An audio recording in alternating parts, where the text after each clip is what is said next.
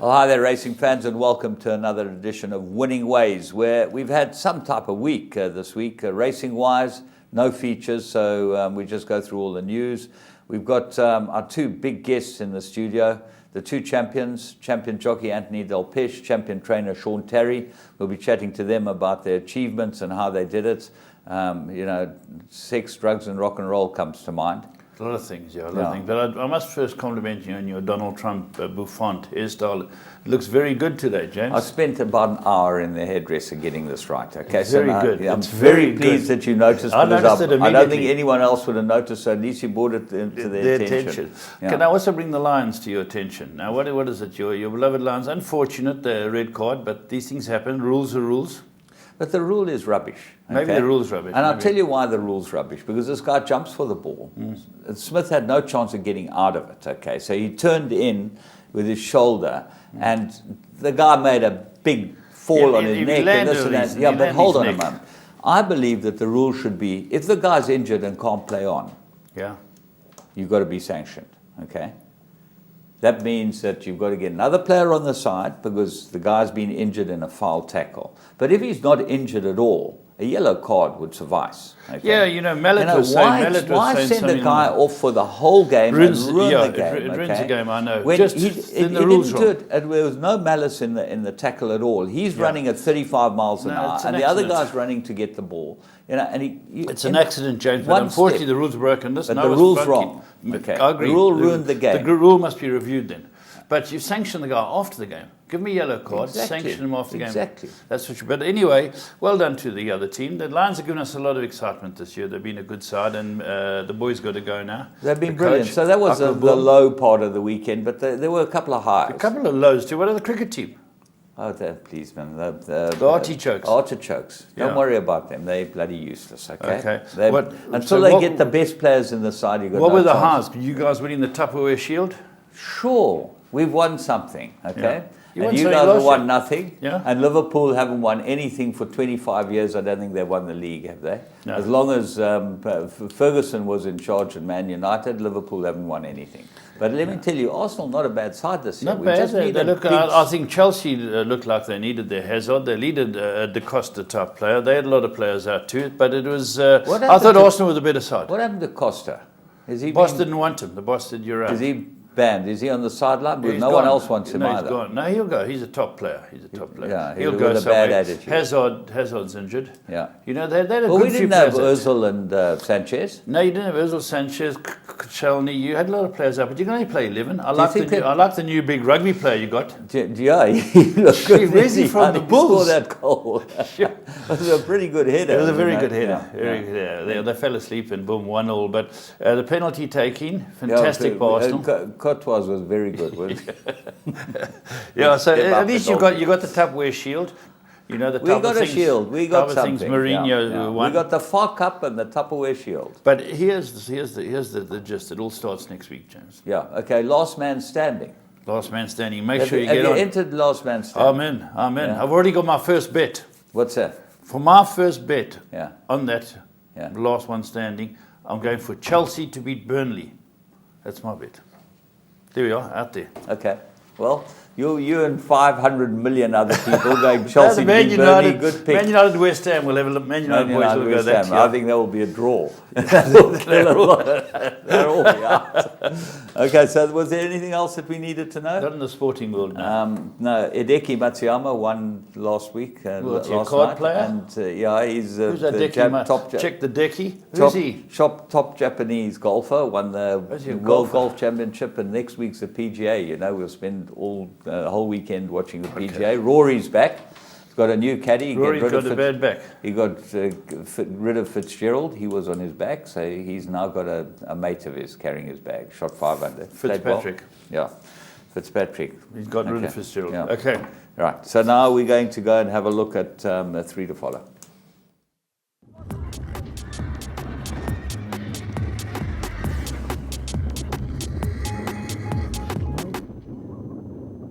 Well, we went to Scottsville after the Racing Masters, and the Racing Masters was won by none other than Anthony Del Pesh. For those of you that don't know, He's a criminal off his handicap, absolute criminal. I'm going to be talking you to him came about second, it James. later. I must compliment you. I'm a criminal too off my handicap, You're so I tied know with Shea and Nolsey. I can recognise one. Shea you- shot 44 points the second day. Shea was fantastic. You know why? Shazy. No. Because they kept him at the casino. That's it. Yeah, he's and then banned Nolsey, from what do you put Nolsey's success down to? Nolsey went backwards the second day. Oh, did he? Yeah. Okay. We got. So Bond was too good for We them. got him. Yeah, the pressure is a lot in that tournament. I tell you, Yeah. you've got to be a good. Ask Bond about the 18th hole, second day. Yeah, well, he didn't need to. He just pulled up then. You know, he Schwimmers. thought it was past the post, so he took a hold of it. So there you go. Anyway, we'll find out all about that. But he came back to Scottsville to go and ride a good one. We picked up Silver's Bullet at Scottsville on the Thursday, 1,400 meters. Yeah, this horse, they'd been talking about it and saying he's going to be a good horse in time. He's beautifully bred Silvano. And there were mixed messages I heard. I heard the horse would win from a few people, and I heard it might just need it from a few people. It's never easy to come out and debut over 7 furlong, and Anthony's riding it. He's not far off the speed, James.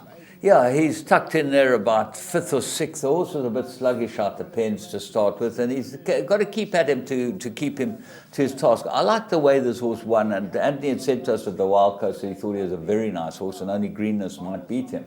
And, you know, here he is in 6th place on the outside. It's getting just niggled along just to make sure he stays in the game. It's hard to win on these tracks. These tracks are fast, you know, and these horses that have had runs get to the front. And Silver's Bullet is getting ready for bigger fish to fry. He's getting ready for that R1 million race in about 2 weeks' time. So this was a good win. Went down the inside and went scooting through. Yeah. Now starts getting the hang of it, but the horse in front is clear. Yeah, the horse in front's clear, and then it's getting pressured on the outside. It looks like Arthur Marcus bringing home his horse, but this horse rallied under a rod. Oh yeah, he ran on really well, and you see this horse comes across to intimidate him now, which gives him a big problem. But he's tight up against the inside. I like the resolution he showed, and certainly Sparkling debut. Got up to win. He might be a very nice horse, and it looks like a horse that's going to go a trip. So we like the look of him. He certainly looks like a horse you've got to have a look at. Silvano. Then we go to Clarewood, to Kenilworth. Clarewood. I'm sad Clarewood's gone. Yeah. Kenilworth. You know what the producer says? What? What are you smoking? Well, it's got into your hair, because your hair's up like Don King's at the moment, not Donald Trump. Let's get back to Kenilworth, Sunday the 6th of August, a race 1, and we'll go and pick up the Bass Robinson runner by Oratoria. A very, very nice start. Triandis, Aldo de Meo rode this. Let's go and pick it up, draw 4. Yeah, this is a very good performance, and I keep harping on about how well these Oratorios are doing. And here's another one. This Marsh, Bryn, and Mayfair speculators are involved in this horse. And there was a lot of talk about a few horses here. And I watched this race with keen interest to find out who'd come out on top. But this Tyrandius, James, is a horse who started picking them off later, because Captain Falcon wins the race. Vaughan Marshall's horse gets clear at the right time. You'll see that. That's also Mayfair speculators. We can't see much from this angle, but down the inside, Captain Falcon will get clear. And in Marsh's colours is Tyrandius, who starts picking them off when the other horse is home.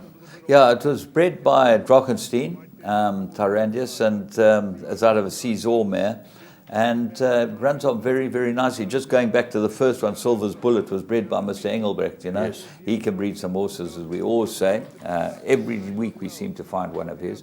But here the winner goes clear. Yeah, Captain Falcon's clear. Now we're looking for it. Here it comes up the middle of the course. This is a sparkling run by Tyrandius. Remember the name? These Oratorios are doing very well. Yeah, just punched out with the hands. Yeah. He'll improve a lot from this, and certainly probably go a bit more distance in that. There's no doubt about that. We then move on to Turfentine, the stand side, and apparently they shortened this horse's name, Awash. Yeah, Awash. I heard the long version earlier, but they've stuck with this because it's a NZ bred horse. I think it's by Sepoy, James. By Sepoy, yeah. By Sepoy, yeah. And as you know, I've got a Sepoy who's a decent horse. I watched this race, and it was second favourite, James. There was a hot favourite called the Puma, who gets hopelessly lost and only runs on when the race is over. But Al Wash runs with his head sideways, has no idea what's going on. This is a nice horse. Yeah, very nice horse. Let's go and pick him up at the start. He's always in the vanguard. But as you say, the Puma was very, very unlucky, and I think it's one that you can be with next time. So let's go and have a look at Al Wash. There he is, drawn down towards the inside in famous blue and white colours. And as you said, got his head tied to one side, this horse. But there were mixed talk about him as well. You know, they weren't very confident. That's it, you know, and he showed a good ability when he quickened. Calamari's riding him, and when he sets him alight, he gets clear of this field. The runner-up, the Puma, is got the yellow cap. The yellow cap right in the middle of the pack. It looks like he doesn't know where he wants to go. Got no idea. Hasn't a clue where he is. Now he goes in, but watch where he ends up. He'll end up right on the outside fence. So now he's gone in. They're all running past him now. Gav Larena decides to get him to the outside, and eventually he does get him to the outside, and he runs on really, really well. But by this stage, Al Wash... Very green. Look at it, James. It's running away from the grandstand and just being punched out. This was impressive. The race is over. He has a contest here. It's going to win by 5-6, and suddenly the Puma comes flying. Here it is. But this might be a nice horse. Note them down. Certainly have a bit more ground. But we'll certainly keep both of those in mind as far as what should win and what shouldn't win. And let's go and see what shouldn't happen. We got someone getting killed here.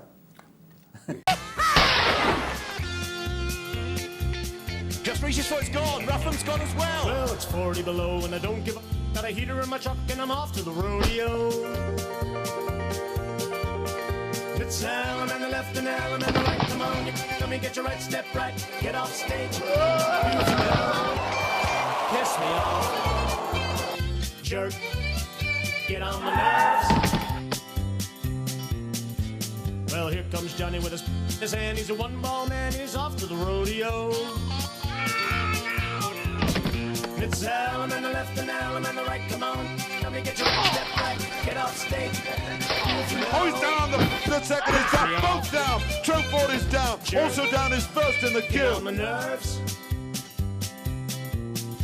Well, no one got hurt in these things. Don't worry, please. Don't phone the SPCA, the RSPCA, or Animal Anti-Cruelty. We're not being cruel to anyone. She just fell off the horse. The horse no one was injured. Yeah, but no one was injured. Okay. Amusing if but at least we got your it. attention. That's what it's all about. Watch it on YouTube. If you want to see the full unabridged version, we're going to go and have a look at the Plum of the Week.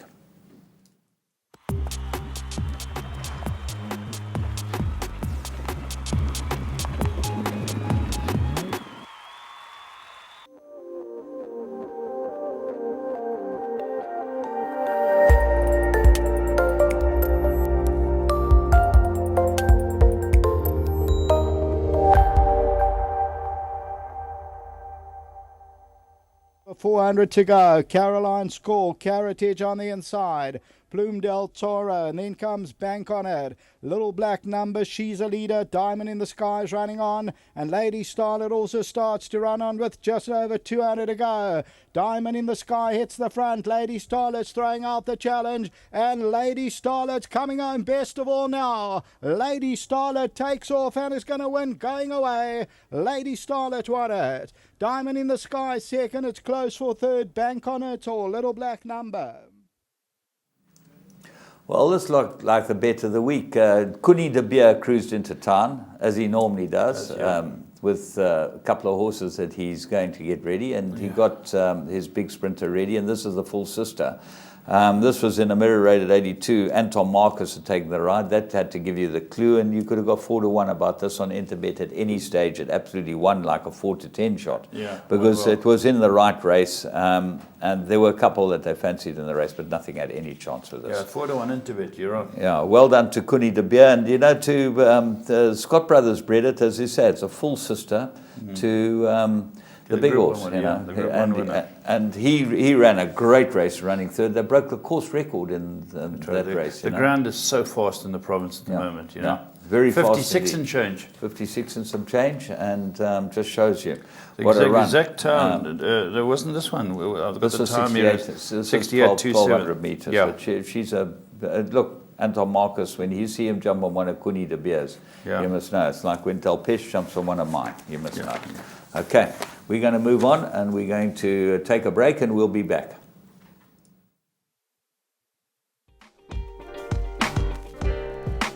Well, the key features for me are I play a lot of soccer 10s, soccer 6s, and soccer 4s on the tote.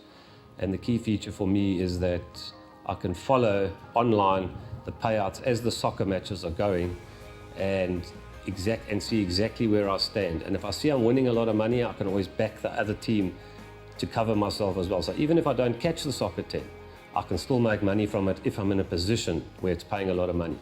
So that is the key thing for me, that I follow the in-play prices and payouts as they go.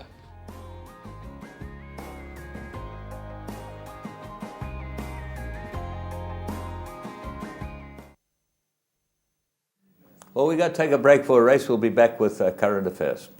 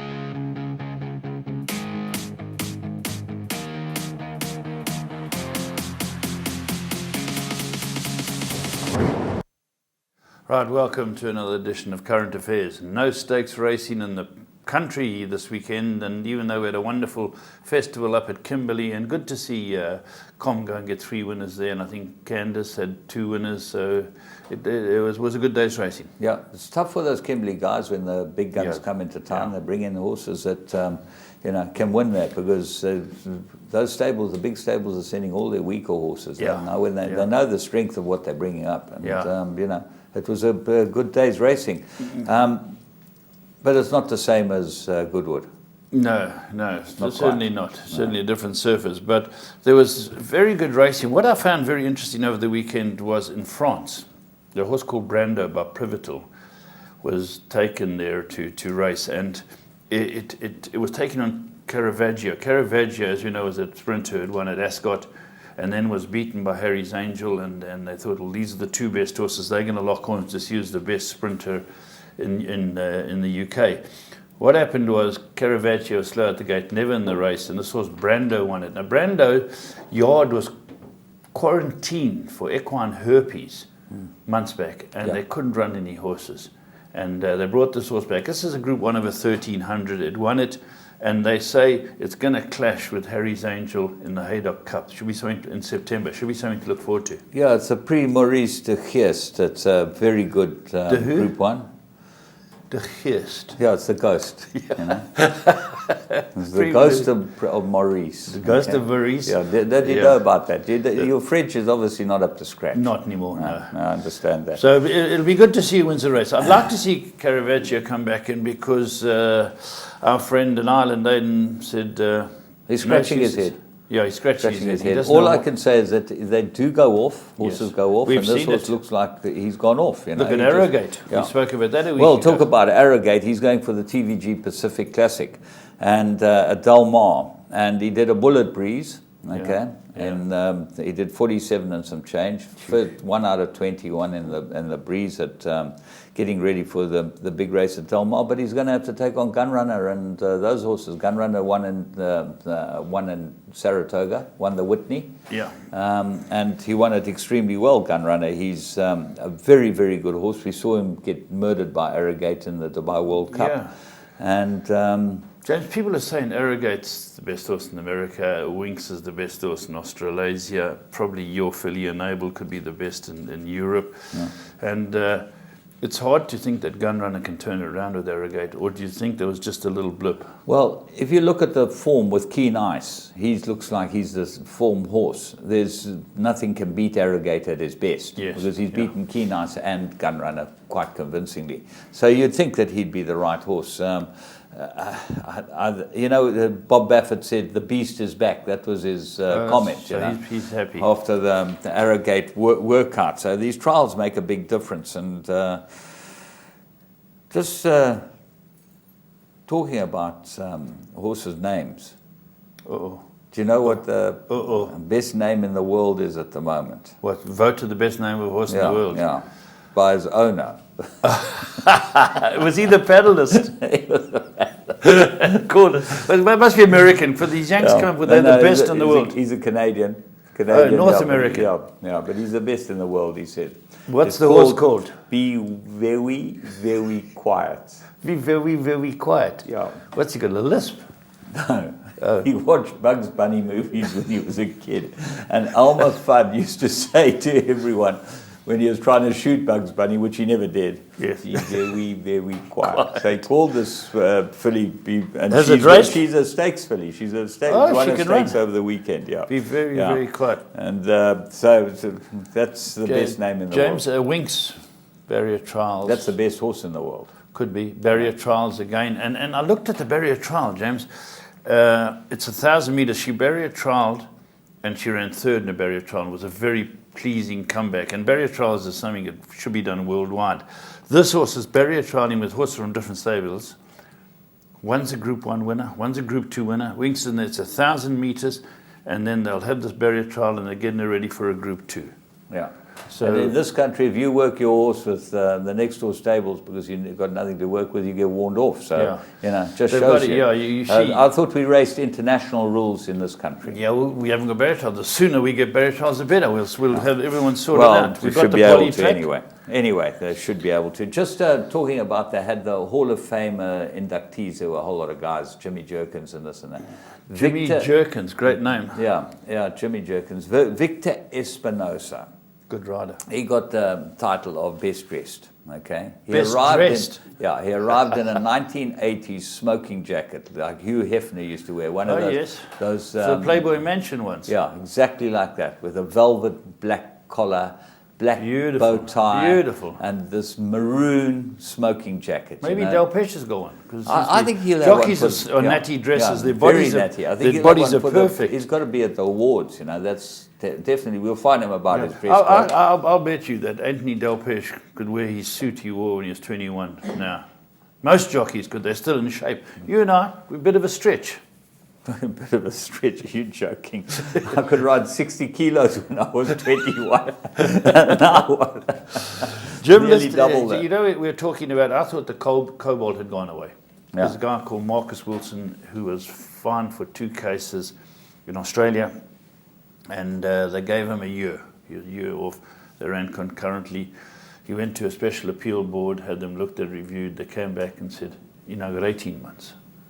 Because it's not allowed, and we've just had this big hoo-ha about it where guys won their cases, and you know what it did to the Moody's of this world, things like that. So this guy, they've hit him hard. Well, the one guy packed in training, didn't he, because of it? Well, the one guy's vindicated, remember? And he stood up and said, I've had enough of these racing authorities branding us as cheats and things like that, when this was completely a mistake. But just to say, it's still rearing its ugly head, this cobalt thing in Australia. Yeah, well, there you go. But talking about Australia, Schnitzel champion sire, 159 winners, 26 stakes winners, which equals the record $16 million. Fantastic. And Tierra was the first season sire. But I think I looked at the first season sires, I thought there'll be some big ones there, James. But haven't we got some graduates from Magic Millions that came? Yeah, we got. Let's have a look at our graduates. One of them's by Piero, funny enough. Yeah, that's right. Roy had enough. That's by Piero. Feeling lucky you bought that. I into bought this horse. It's by Celebrations, the only one that's run in this country. So it's a 2-time winner now. And as you know, the best 3-year-old in Europe, Barney Roy, is by Celebration. Then Roy had enough is by Piero. Yeah. Roy Woodley, as we worked that out. Yeah. Funny enough, both guys have got their owners' names. Phelan is the owner of that horse. Yeah. He's an Irishman, Mr. Phelan. Yeah. And Mr. Roy, Yeah, Hibri. Hibri Roy. Yeah. You know, he's so- very pleased with his Five-timer. interview. Yeah. He said to me, I knew too much. So, you know, I think- I got too much information. I think he's had about 5 winners a season already. No, he he's started like off with a leading the bang. tree. Roy Woodley, bang on form. Bang on form. Okay, we got enough. We had enough, and we can get to Delpeche and Yeah, Terry. is there any other racing news you should know about? Anything kind of? But we must speak to Anthony about. Anthony's going to ride for the first time in the UK. A champion jockey like him goes out to ride in the Shergar Cup, which is it's always great. Yeah. And didn't you say our friend is coming back to ride? That Oh, girl? Hayley Turner. Yeah, what's the she's, story there? She rides in the women's team, or she used to ride in the women's team. That's right. She's back. She's going to ride in France. And do you know why she's going to ride in France? You're going to tell me. No, you go tell me. Okay, because she gets an allowance. Correct. In France, female riders are allowed 2 kilos, 4.4 pounds. So she said, this is great, I'm going to go and ride in France. She's as good as any male Well, jockey. a guy's got a horse with 60, suddenly he's got 58, you know, because he's Yeah, getting we're a female going. rider. Okay. You know, that's interesting. So the female riders, well, it helps promote the female riders. She was a very good rider in her day. Do you think she'll come back to what she was? Well, we'll find out from Anthony Bunch, all about yeah, it. Bunch knows all about he it. knows all about it. Okay, Yeah. so we'll call it a day. Call it a day. Call it a day and get on to the next segment, which I think that you're all looking forward to. Sean Terry and Anthony Delpeche in tandem.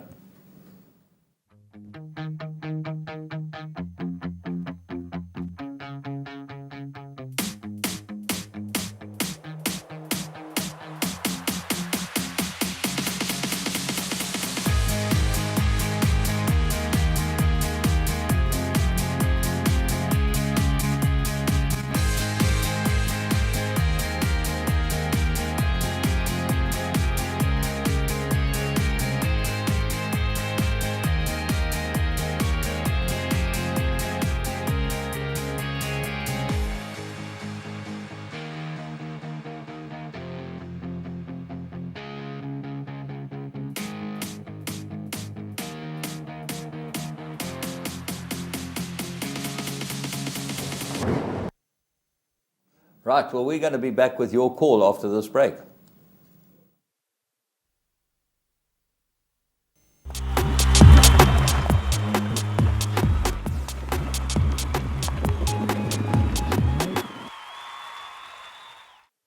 Well, this is the Champion Show, and there's nothing like being able to honor the champions of the industry in the studio here on Winning Ways after the season, because the season's been a long season. If we could get one of the Legal Eagle in here or whatever, it would be great too, but unfortunately he's not very talkative. But his trainer, Sean Terry, nice to have you with us, champion trainer again. Thanks, James. Good to be here. Big season for you. Yeah, it was a great season, long season, and fortunately a lot went well. And obviously when things go right with a lot of your big horses, they earn the bulk of the stake and things seem to fall into place. 36 million rand in stakes. Record? Sure, yeah, no, that's a big total, James. I don't think we'll be chasing it next season. I don't think so. It's a big total, and yeah, I'm thankful to have set a benchmark like that. Well, you certainly set the benchmark. Anthony, you 195 winners, which is small by comparison to most years' champion jockey. Yeah, it is small. The previous two that I won was 335 and 300. 335, yeah. Yeah, Nearly so double. this is the smallest margin I've won by, but I was never intended of chasing from the word go, so I think that's why the figure is so small. And you didn't really travel. You just put your mind to it about 3 months ago, didn't you? Yeah, it was 3 months to go, and I thought, listen, I think if I press, I can win it, and yeah, that's exactly what happened, and I went for it, and I went my way. You chaps use each other. Anthony rides for you a bit. He gets a few rides. Big asset to be able to use him down here. You've got Samanga up there. You've got great string down here. Yeah, it's always a plus. Obviously, Anthony's ridden for me, not big numbers, but for a long time. I think Anthony won the first group race on Golden Apple.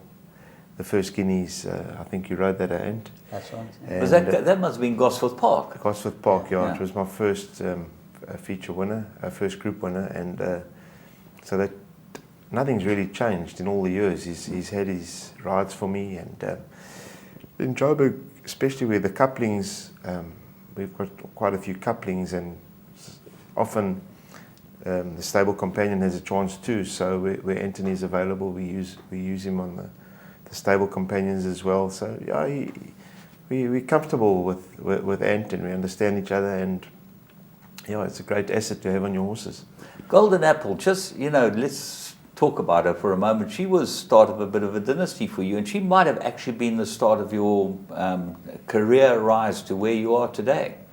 Yeah, she's played a role, definitely.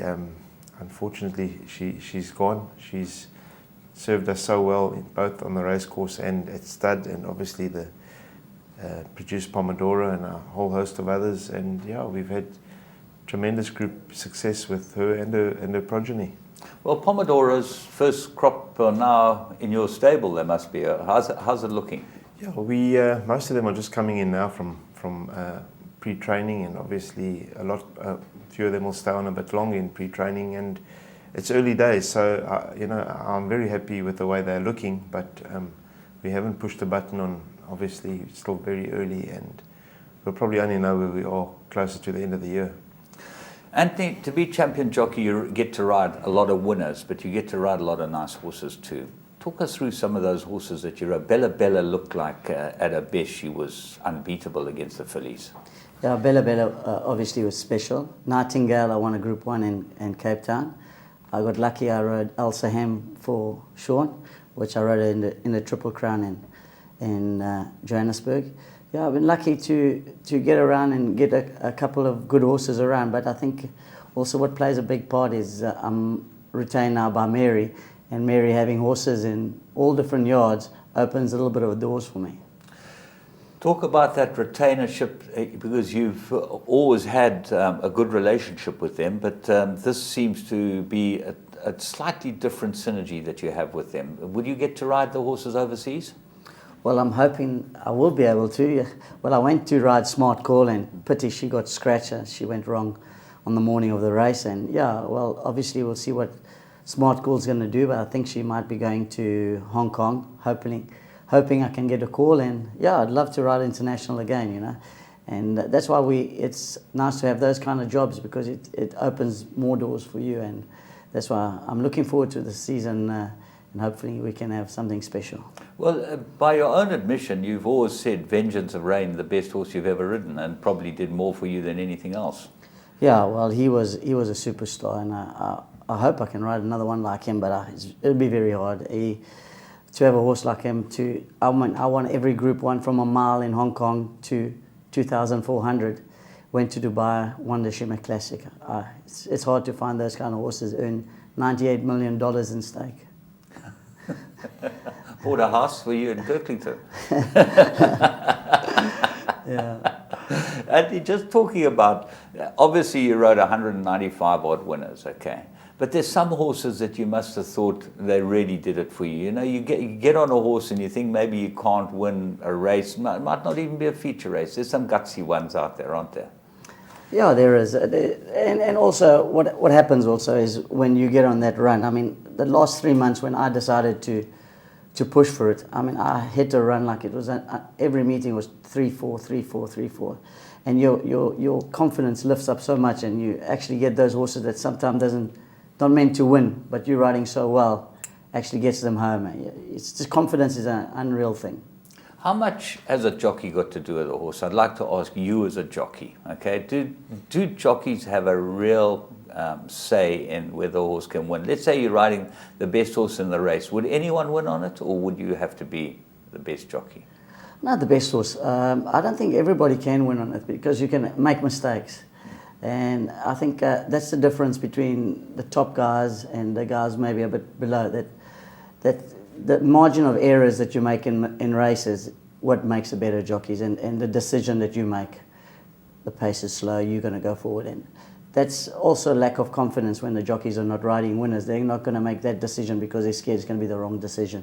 When you're doing so well and you're riding so well, you take that decision because you're not scared if it's the wrong decision, because you're going to get more good rides the next meeting. As the lower class jockeys will never take that decision because they're too scared they're going to lose the race and they're not going to get the ride again next time. Confidence you mention, and I think it's a big thing with any sportsman, isn't it? You know, and you're a top sportsman, you've got to be confident. Yeah, when you're riding so well and when you're winning so many races, you see things much more clearer out there in the races, and you make the right decision. And you ride so confidently, you think everything that you do is the right thing, you know. And that's the difference. I think it's in every sport. Okay, let's go to the golf. How was your confidence? You see, I brought it from the races. To win the Masters is not easy. There's 100 guys out there that all want to win it. Most of them have got padded handicaps, okay, which you know, we all accept. There's no doubt everyone wants to win everything, and if you can hoodwink the handicapper, whether it be racing or in a golf course, you're going to do it. But you still got to produce. How is it to stand there on the fairways and actually do it? Well, you know, I hit the ball very well, but what won me, I think, on the green jacket was my putting. I never missed a putt, and as well as I hit the ball, but every time I was on the green, I made every putt, and I think that's what won me the game. It's a fantastic event. You enjoyed yourself? Yeah, it's always a great event, and we look forward to it every year. You know, it's at the end of the season. We all relax and all the pressure's off, and to see all the racing guys and letting their hair down and having a bit of fun, it's great. Well, we had some footage we were going to show of you letting your hair down, but actually was banned, it was censored. You and Shay singing in tandem was something to behold. I don't think that's worth showing to the people. I think that will throw my name away. Anyway, we're not going to show it. Sean, you obviously love your golf as well, and it's your way of relaxing. And the green jacket, unfortunately, you and I will probably never win it. Well, I'll never say never. I mean, I'm out after the tournament to a 24 again, so I mean, I've always got a chance because if I play well, you know, it can fall my way, and then everybody will boo you down and shout you down and say what a ringer you are, that you shot 45 points over 24, but you've been trying to do it for 20 years. It hasn't happened, but if you do it once, you'll be on the you call the ringer. But listen, we had some great fun out there, and funny enough, I wasn't hitting the ball badly, but I never made a putt, not one putt. And obviously I three-stabbed a lot, and I think it's a big part of our game that we don't pay enough attention to. But it's great to be out there, and it's really a signal that the season's come to an end and you actually start unwinding, and it's a great event. And putting is very important, certainly at the Wild Coast. I know Anthony says that he sunk everything. I didn't sink anything, and you didn't sink anything, but we know about you because we play a lot of golf with you, and you can come in at the most inopportune times, especially the most difficult holes. You end up making birdies. That seems to be your game. I don't know whether it's concentration or whether it's too many runners on the day. You seem to be at your best when there are no runners on the day. Yeah, James, listen, you coached me on a round the other day. That was probably one of my best rounds, and I suppose it is focus. At the end of the day, it's hard to go out there with a clear mind when you've got so many things happening in your yard and in your business. But it's something that I'll work on. Golf is a great part of our lives, isn't it? And you find that a lot of sportsmen play golf. Why do you think that? You know, you tennis players, cricketers, they all play golf. Everyone wants to play golf when it's the most difficult game around. I think the time out there, spending the time outdoors, and also I think to try and switch off. Okay, we don't switch off completely, but to try and switch off over a few hours, I think is what you need, rather than think you're going to go for a quick run or hit the gym or something like that. That doesn't really take your mind off things for long enough. I think golf being 4 or 5 hours out there and enjoying most of it. It's a part of our therapy. We all need it. It's a wonderful game because even if you don't play it well, you can still enjoy the company and that. And we're all rivals in this business. But at the end of the day, we're all mates, you know. And it's an unbelievable family, this horse racing family, because basically everyone's got to get on with everyone. You know, and the golf course certainly brings us together. I know, look, none of us like Mike de Kock because he's an absolute just robs the money and then runs off to Joburg, doesn't he? You know, that's his game. You know, typical coward. Yeah, listen, Michael handles himself very well on the golf course, and he Handles us very well, I would have thought. and handled us well, and handles his finances very well. And obviously, when he feels that he's he's off too low a handicap, we don't tend to see him much. But yeah, that is racing, James. I mean, we're mates, but when we go into an objection, we're opposition, and we can't take it personally.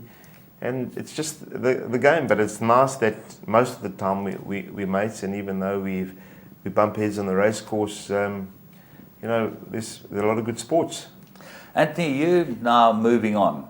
This week's a big week for you. Yes. Tell us about it. Yeah, well, I'm going to England tomorrow, riding the Sugar Cup. It's the first time I'm going to be riding in England, so I'm looking forward to it. So that's at Ascot. That's at Ascot, that's right. And who's your team? Are you the internationals? Yeah, it's a Japanese. Yeah, there's three of us: a Japanese jockey, an Australian jockey. Taki. I don't think it's him. I've never heard of the other guy's name. Okay. And McElroy, I think. Oh, McAvoy from Australia. Australia, and myself. Yeah. Yeah. Well, you'll heal relationships with the Australians and the Japanese. Then Yeah. Matsuyama just won the big golf tournament, so That's you right. and whoever this Japanese is. Who do you ride against? So the women's team and the the English and Irish. English. Is the English and Irish one team? I think so. Yeah. So what are there? 3 or 4 in each team, and I think there's 3 in each team. And the great thing to win is the saddle, apparently. That's the individual prize. You win the silver saddle, or what, I think it's for the individually best jockey. So you've got something to look forward to. Yeah, let's hope we can pull some nice rides, and yeah, it'll be fun. I'm looking forward to it. And that's on Saturday, isn't it, at Ascot? That's right, yeah. Yeah. And then after that, you take a bit of a break, a bit of a holiday? Yeah, I'll take a 10-day break in middle of September when the kids get their school holidays. Okay. We're going away to Greece. You're going to Greece? Yes. Johnny Gerodis' place? That's right. Sean, you as well obviously have had a hard season and a long season. What happens from here on? You got the Equus Awards, obviously, which you'll both be going to. Yes, obviously we're just winding down the yards as well, vaccinating, etc. I've got an easy week here in Durban. Go to Joburg for a week, and then also I'm going away for 2 weeks to Mauritius with the family. They've also made so many sacrifices during the season, and it's nice to have a family holiday. I don't think I've taken one since I've been training, but I look forward to it, and hopefully we have a few good seasons to come, and we'll do it every year. Yeah, obviously the season's what we all look forward to. But now, Equus Awards, I wanted to ask you what I think is probably the most important question of the Equus Awards. Legal Eagle in there with a chance, that. The champion sprinter, you got the 2 horses who look like they should fight it out. How would you rate them? James, it's very hard to separate. Obviously, Bull Valley's lightly raced. He's done nothing wrong. He's had back-to-back Group 1s. Carry On Alice, she's competed in every season, which may be in her favour.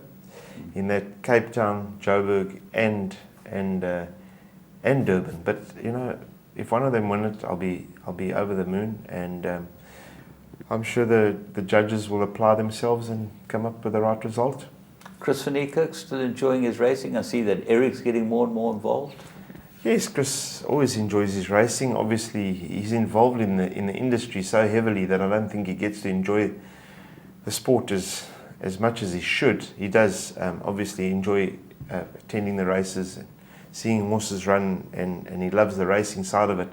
But obviously heavily involved in the industry, and there are a lot of things that he works on and need to be straightened out, and obviously that would detract a bit, I think, from the pleasure. All right, well, I'm going to ask you guys in finishing, it's the season's obviously what we always look forward to. And there are a couple of horses that you must have ridden, Anthony, and you would have trained, that you would think that the people out there should be keeping an eye on. The horse that springs to mind, I'm not putting words into your mouth, but Matador Man, I thought, has a horse that's improved unrecognizably. Yes, he has. He certainly has. And, you have to ask yourself why. Is it the fact that he enjoyed gravel? Is it the fact that we stepped him up over more distance? Is it the fact that he's now travelled? And sometimes, with Alistair, that was my Met winner, my first Group 1 winner. Only when we started travelling him did he actually keep raising the bar. And I found that with quite a few horses, and obviously some horses go backwards when you travel, but he certainly has stepped up. We are, I think, in no man's land with his rating, unfortunately. It's quite high now at 112. And, he's no longer a handicapped horse. So what do? I would hopefully win as many plate races as we can, not overdo him, and hopefully have him here for Durban next season. But you do have to consider Cape Town. Obviously, Johannesburg, Summer Cup's not on the cards for 112. It's just not the right type of race, nor is the Charity Mile. So this spring season that comes up in Johannesburg, you'd leave it alone. But he certainly is going to, I think, keep improving. Anthony, you ride a couple of this. We've just picked out one earlier in the show, Silver's Bullet. Nice winner first time out. But then you ride some really nice horses for Mike de Kock. Yes, but I ride a horse for Dean Catamay. I've won 3 in a row on him. He's only had 3 starts. I've lost the name a bit. Last winter. I think he's a very smart horse. I think he's got a bright future ahead of him. He's got everything about him to be a good horse, and obviously he goes to the Cape season now and see what happens, and hopefully he doesn't clash with any of Mary's horses. Yeah, but with Mary, I think we got all young horses. I mean, she's got a lot of very well-bred young horses coming through, and well, we're hoping one of them will turn up to be good. And on our side, our older horse is Nightingale, so she will. Is she going to stay in training? She's going to stay for 1 more year, and so the Bella goes, and she'll have more of a chance. Yeah, absolutely, and she's got better with age. She has. She's had a great season. She had a great season, this year, and I think she'll do well next year. Highlight of the season for you? Well, I think the highlight is winning the championship. Firstly, because I never really expected to. I was never chasing and never expected it, and obviously at my age now to win it again after 13 years was my last one. So 13 years ago. 13 years ago. So that's a highlight of my season, but also my first season with Mary, being the champion jockey. So it's also the highlight of my season, and we've had a great season. I won 2 Group 1s for her this season, and for her and Jessica.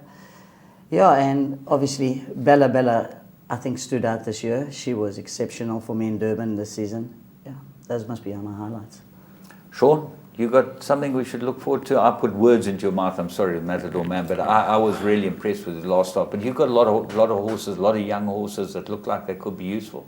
Yeah, James, it really is hard to single out. I mean, I was just making a list of my 2-year-olds and this morning in terms of what's going to go to Cape Town, what will be ready to run horses, what will be Dingons, what should we keep in Joburg for the Triple Crown. There's so much there. We're talking maybe about a dozen 3-year-olds that you have to. I mean, that's a lot of nice horses to have the problem of separating them and finding races. So to single out one is really hard. I mean, we've got so many nice youngsters, and anything just really caught your eye that you think to yourself, maybe this horse is going to really improve, really turn out to be a big horse? Because I know that's what you say. You look at a horse like Legal Eagle when he was a young horse. I don't know that you thought that he'd get to the heights that he got to. It just depends how they come. James, it's difficult. You look at a horse like Captain and Master. Did I think that he'd end the season having 4 runs and 1 win, and 2 places? No, because to me he's a machine. You'd expect him to end the season winning everything. You look at a horse like Purple Diamond. I mean, I thought he'll go to the front in the Group 1, and even the stable companion, if Pierre gets to the front and it's a soft lead, they'll battle to get him, but he couldn't even get near the front. So you just don't imagine these horses getting beat when they do get beat, and that filly, Rocking Russian, I mean, she was so unlucky not to get there in the fillies Group 1. A lot of lovely 3-year-olds, and I'm just really looking forward to the challenge of putting them in the right races and taking on the right seasons. Yeah, there are so many. Well, the big thing about winning these things, you don't win them by luck, you don't win them by chance. Championships are won because you plan properly, and I know that you plan properly, and you have a very good agent in Dees Dynan, who obviously knows what he's doing, and jockeys have got to have a good agent. I think that that's very important. Yeah, Dees has obviously played a big part in my championship, and he's very likable, and you know that makes my job much easier, because if you can communicate very well with the trainers and get on very well with the trainers, it's going to make his job easier. And he's very likable, and I think he knows his form very well. Well, we wish you two guys the best for the new year, and hopefully you're able to, keep your titles, because I think that that's the next move, is to try and remain the champions that you are. And from Winning Ways and everyone out there who watches us, well done to you, and congratulations. May there be many more. Thank you. Thanks, James. Also, just to say thank you to the racing public and all the people in the industry that consistently support you through the season, sending you wishes and congratulating. And even though we do respond at all times, it's I don't think they realise what a big role they play, and it's their passion and commitment to the industry behind the scene that also helps drive us and keep us focused. That's what racing needs, is fans, and fans that you have are obviously very important to both of you. You've got fans as well that get hold of you. I see people in the parade ring or sitting on the side of the parade rings. They love you guys, Well, what I did at the end of the season, I handed out 300 shirts. I got them made. I made half, and Gold Circle sponsored the other half. So we made 300 shirts, champion jockey Anthony Delpeche. Gave it to the public because they're here every day and they shout for you, and I think they deserved a little bit. So my little bit I gave to them out there. But a special person is my wife behind me, and I could have never done it without her. You see her every single race meeting here supporting me, and every race meeting I'm finished first person on the phone, and I don't think I could have done it without her. So I've got a special wife. We're going somewhere here. We can't stop now. Your son is doing extremely well, Damon. He's now on a course at Summerhill, isn't he? So you're going to have a long time in this industry. Well, it looks like it. Well, he's found his passion, and obviously horses is his passion. And he's doing a course at Summerhill and absolutely loves it. And you know what? I never thought he'd be in this game, and the first thing when he went there after a week or so, he says, "Dad, I found what I love," and that's it, horses. Sean, how's your team coming along? Are there any punters out there? Because that's how you guys all started, as punters, Fortunately, I don't let them look at the computer form.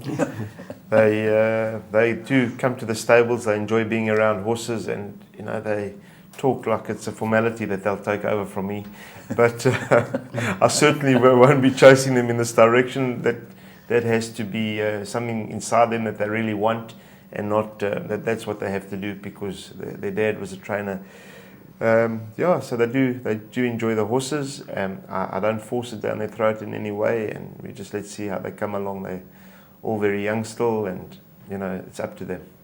Well, we wish you every success in the future, and there you go. Two fantastic family people, champions in each of their respective categories, and it's wonderful to be able to have them on Winning Ways, where you get a little insight into what it's all about. And I think they're going to carry on for many years, these two young men being champions of the South African racing scene. Until next week, where we will be chatting emails, we'll look forward to seeing you then.